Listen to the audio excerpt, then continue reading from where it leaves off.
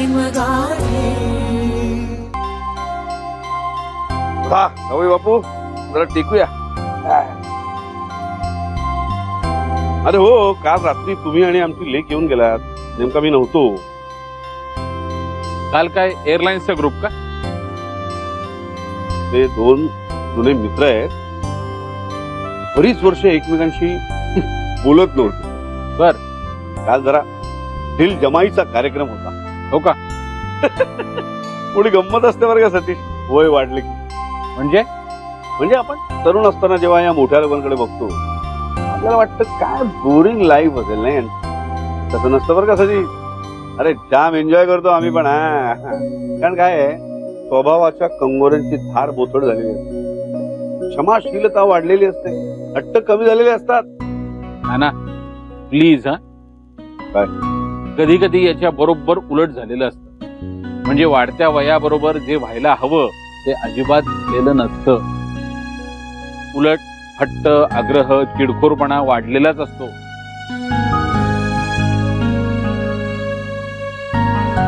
मान्य मान्य, एकदम मान्य। मी आपलं आमच्या ग्रुपवरून सगळ्यांची परीक्षा केली, पण तू म्हणतोस ते बरोबर आहे। मुळात हसरे नसाल तर वय कितीही वाढलं तरी हसू येणार कुठून बोंबलायला? मुद्दा हा की कृतज्ञता भेट दिली तेव्हा आम्ही नव्हतो, पण कृतज्ञता भेट ही संकल्पना आवडली आणि भेटही प्रचंड आवडली। तोच झालो संजीवनी सुद्धा। समुद्र डायरेक्ट जवळून दिसणारं रिसॉर्ट निवडलं तुम्ही आमच्यासाठी।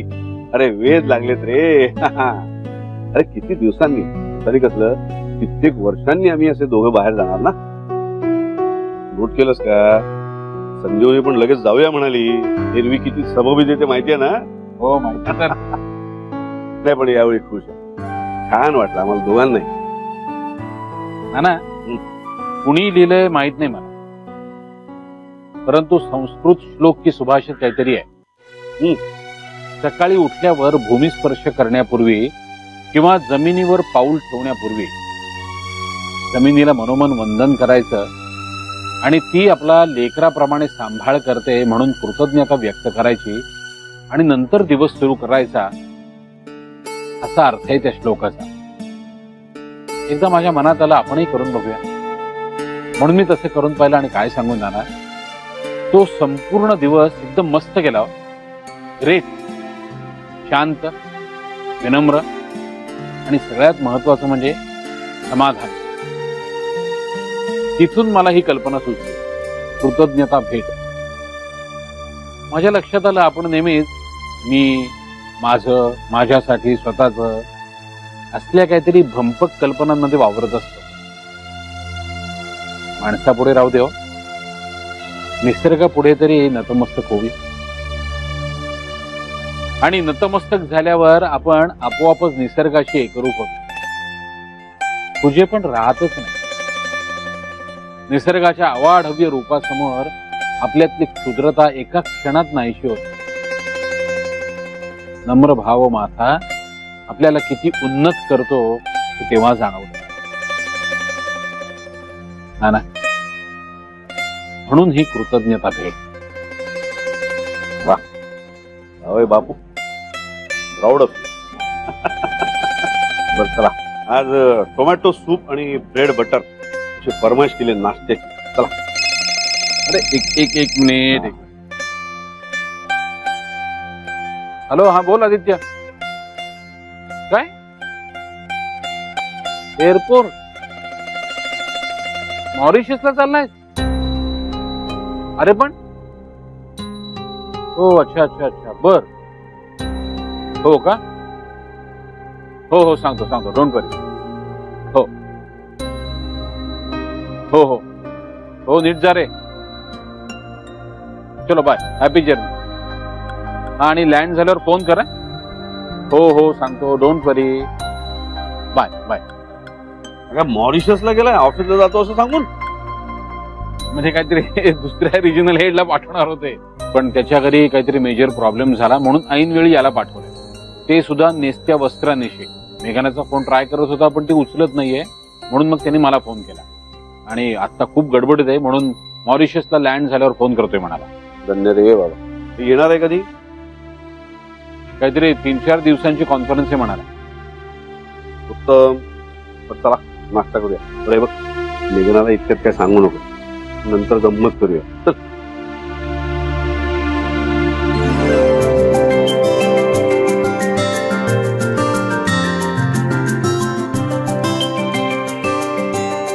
वा वा वा वा वा, खरपूस वास येतोय ब्रेड भाजल्याचा. क्या बात आहे मेघना, झाली का तयारी? हो झाली. वा वा वा, soup soup soup, tomato soup.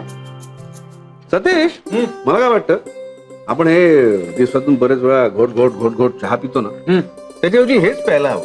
Tomato soup, vegetable soup किंवा चक्क मुगाचं कढण असा मस्त ट्रान्सपरंट काचेच्या ग्लास मध्ये घ्यायचं, घोट घोट घोट घोट प्यायचं. नाना, तुम्ही खरे रसिक आहात. अरे आता नाही, अगदी मनापासून सांगतो. म्हणजे तुम्ही प्रत्येक गोष्टीत जो आनंद शोधताना आणि इंटरेस्ट घेताना तो टेरिफिक आहे. हो अगदी खरंय. सुरुवातीला ना मला काही कळायचंच नाही, अगदी चकितच व्हायचं. एकदा ना मी नवीन असताना कशासाठी तरी नानांच्या खोलीत गेले, तर नाना रजाईची घडी करत होते.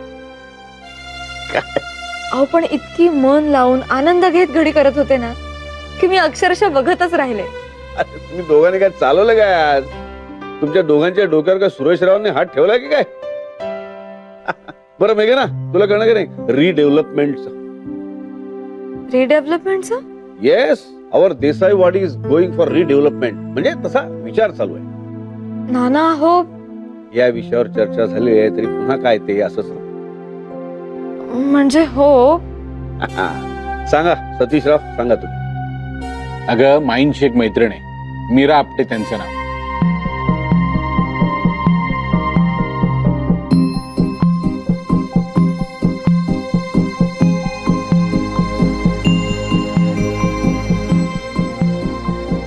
तुलाही आवडेल, बघच तो.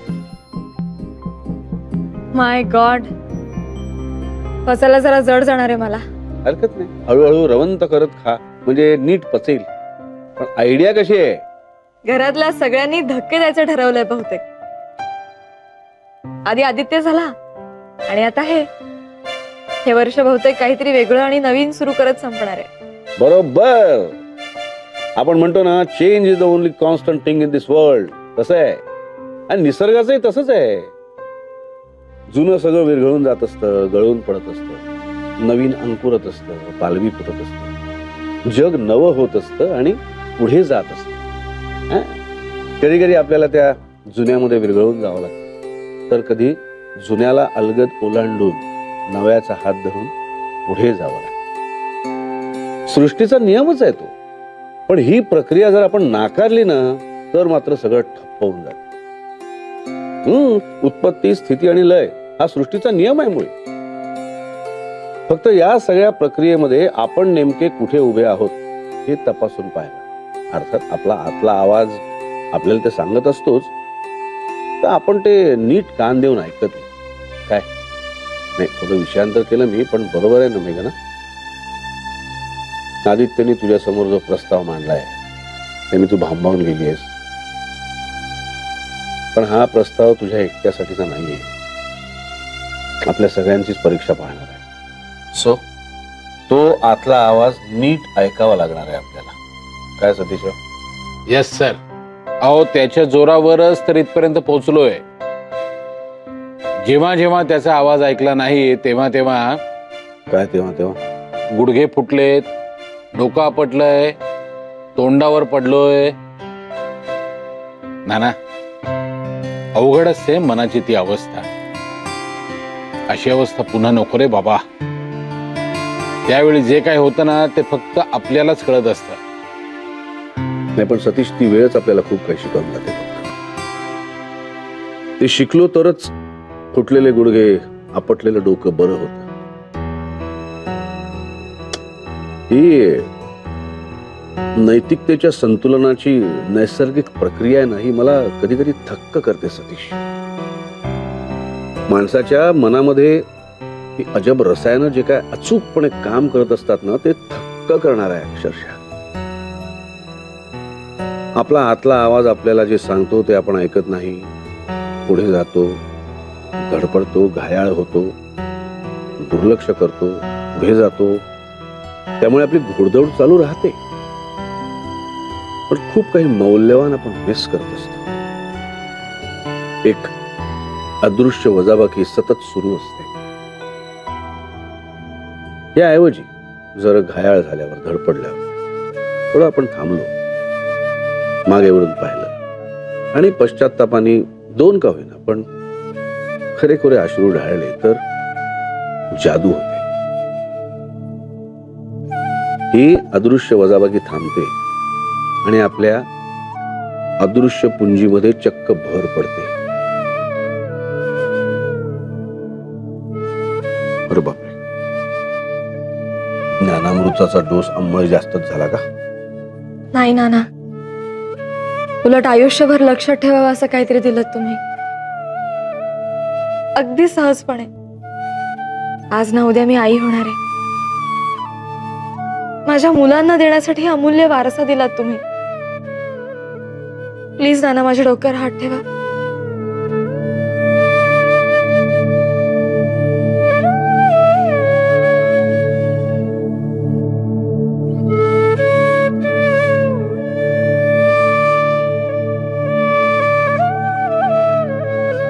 हो हो, सकाळी बोलू. नाही तुम्ही मेल करून ठेवा मला. हा आम्ही दादा. ठीक आहे, ओके ओके, बाय. काय का? मी खाली येईस तोवर जेवायला बसू नकोस. हा, त्याला मी घेईन ना वाढू नका. तुला वाढायला कोण येते? मग? तू टेबलावर बस जा. मी आले, गंमत आहे. तू जात होतेस ना त्या मिनी सुपर मार्केट मध्ये, ते बरं होतं अर्चू. ताप आहे ताप. हो, तू जा, मी येतेच खाली. मग बघते तुझ्याकडे. जा जा जा. ये लवकर ये. हो.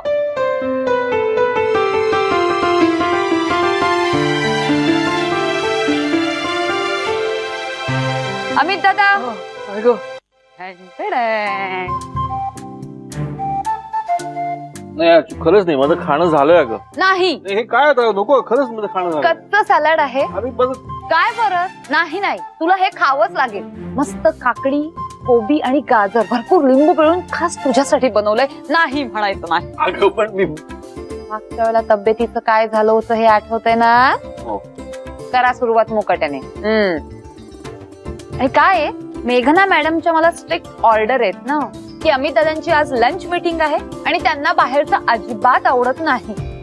पण आता 4 चौघांमध्ये नाही कसं म्हणणार, म्हणून थोडंसं काहीतरी खाऊन येतील, पण त्यांच्यासाठी सलाड करून ठेवा.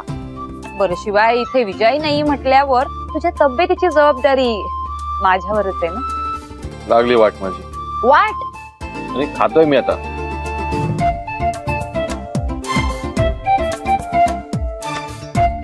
कसं झालंय?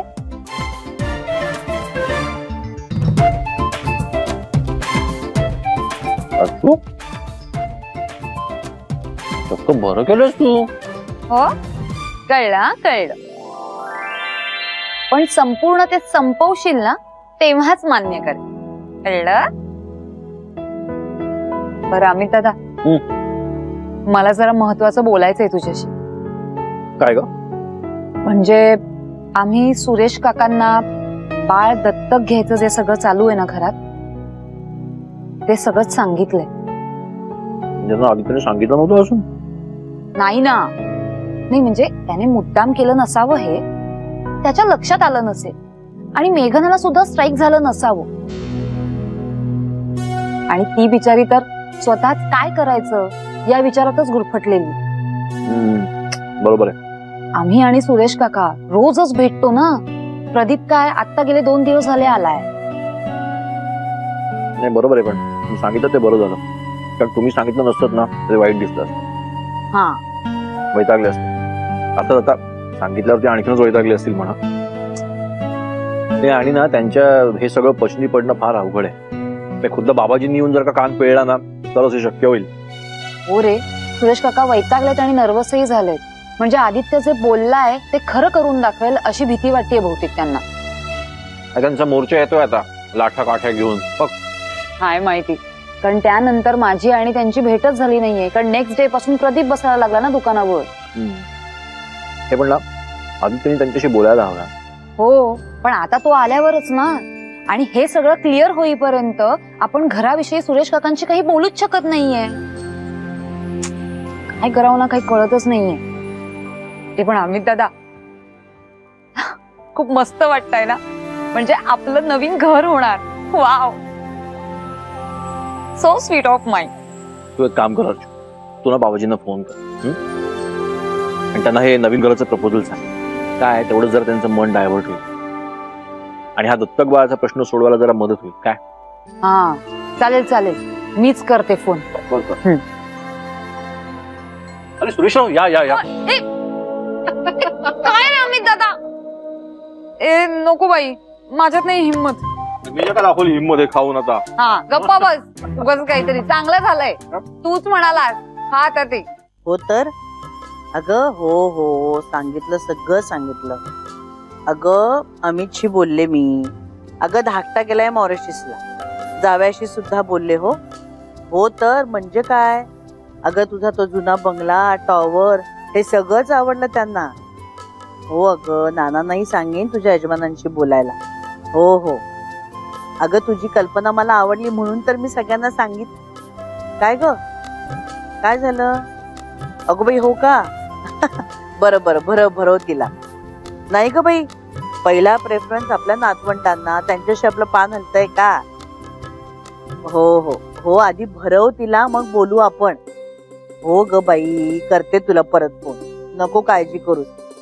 हो हो बघ ती रडते किती, मला इथे फोनावर ऐकायला येतोय आवाज. हा हो करते, चल ठेव फोन. या. काय ग, कोणाशी बोलत होतीस? अगं मीरा मावशीशी बोलत होते. तिला सांगितलं तुझ्या घराची कल्पना मला आवडली आणि घरातही सगळ्यांना आवडली. अरे वा, हे बरं आहे तुझं माई, जुन्या मैत्रिणी भेटल्यात. हो ग हो, विजयाने ही सोय मात्र फार छान करून दिली. हो मला आवडलं. ए बरं माई, ते गणपती पोळ्याचं कोणालाही सांगू नकोस बरं का इतक्यात. सांगायला आहे तरी कोण घरात? विजया गेले वैष्णोदेवीला, आदित्य गेलाय मॉरिशसला, अमित त्याच्या कामात बिझी, नाना गेलेत कुठेतरी त्या नेव्ही नगर मध्ये जुनी गाणी ऐकायला, आणि तुम्ही दोघं काय असून नसून मला सारखेच आहात. सारखं तुमचं ते मिनी सुपर मार्केट चालू असतं ना, सांगणार तरी कुणाला मी? हा बरं, आपण कशासाठी आला होतात? काही नाही, तुझी चौकशी करायला आले होते. मेघनाची कॉलेजची कामं चालू आहेत, पुढच्याच आठवड्यात कॉलेज सुद्धा चालू होऊन जाईल. मग काय, सध्या देसाईवाडीची केअरटेकर मीच आहे ना. कळलं कळलं. बरं माई, तू मेघनाशी बोललीस का ग, जे आम्हाला सांगायचं होतं ते? बोलले तिथे. मग काय म्हणाली ती? मधून मधून तिलाही रडू फुटत होतं ग. हे देवा, म्हणजे तिचं पण मत नाही असंच आहे का? ते नाही बुवा मला कळेल, पण अगं तिच्यावरही आदित्यच्या निर्णयाचं दडपण असेलच ना, आणि त्यात अजून आपलंही दडपण नको. आणि हे बघ, आपल्याला काय वाटतंय हे आता आपण सांगितले ना तिला, मग आपण आता शांत बसायचं. समजलं? तिला मोकळ्या मनानं काय तो निर्णय घेऊ दे, आपण नाही आता काही बोलायचं. हो अगं, पण हा निर्णय घेणं खूप कठीण आहे अगं. पण अर्चू तुला खरं सांगू का, हे अगं बाई थांबो. हॅलो, हा माधवीताई बोला बोला. मी कुठे जाणार आहे, मी घरातच आहे. हो हो या. हो हो हो अगं बाई हो का? नाही नाही नाही नाही, या नाही, या या. हो हो हो हो आहे आहे, या या. तुमच्या काय ग, काय झालं? 2 वाक्य बोलून कटच केला ग फोन त्यांनी. अरे देवा, त्या येतायत का? दोघही येतात माझ्याशी बोलायला, आणि आवाजात जरा टेन्शन वाटलं. अगं छे, नेमकी मी ह्यांच्या कचाट्यात सापडले. ते मेघनाबद्दलच काहीतरी बोलायला येणार असतील ना ग. आणि नेमके हेही नाहीयेत घरात. हे गेलेत तिकडे नेव्ही नगर मध्ये जुनी गाणी ऐकायला. छे, मला तर काही सुचत नाहीये ग. मी काय बोलू त्यांच्याशी अगं. माई, हे बघ, आता आदित्य आणि नाना असते तर फारच बरं झालं असतं. पण तू टेन्शन घेऊ नकोस, कारण अमित दादा, सतीश, मी आहोतच की, आणि मेघना सुद्धा येईलच इतक्यात. हे बघ, खरंच तू टेन्शन घेऊ नकोस. आणि ते काय इथे भांडायला थोडीच येत आहेत. तसं नाही ग, पण माई, आहोत ना आम्ही सगळे.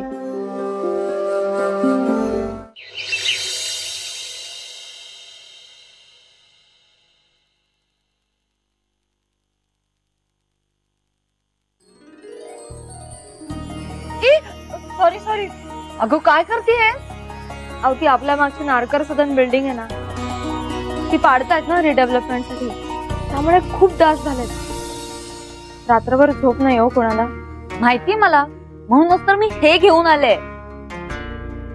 हे काय आहे आणि यांनी काय होणार आहे? काय होणार आहे? गुड नाईट एक्सप्रेसच्या एक्सप्रेस ब्लास्ट सिस्टीम मुळे केवळ 9 मिनिटात डास गायब होतात. त्यामुळे धूर पसरवणं, रॅकेट फिरवणं किंवा संध्याकाळी खिडक्या बंद करणं या इन्स्टॉलमेंट मध्ये डास पळवण्याच्या भानगडीत पडावं लागणार नाही. खरंच ताई? हो अगं, कालच वापरलं मी.